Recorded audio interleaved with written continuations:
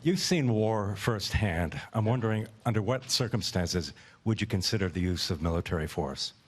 You know, when you have been ordered abroad on the command of a U.S. president, you think a lot about what's at stake in that office. And there's nothing more grave than the fact that that office holds the power to deploy troops into war zones.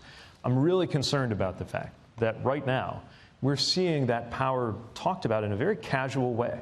First, there was saber rattling, a suggestion that we would send troops to deal with Venezuela, which, as horrible as the situation is there, is not one where I see U.S. lives at risk. And now you see the same thing, or something different, but that same kind of saber rattling with Iran.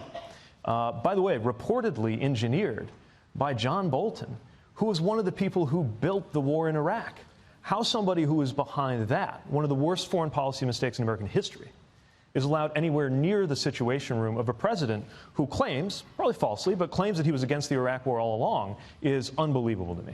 The next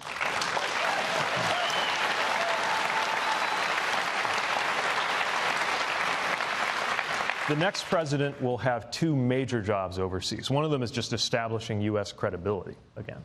But the other one is setting a bar, and I believe it must be a higher bar than we've had so far, on what it takes for troops to be deployed overseas, especially unilaterally.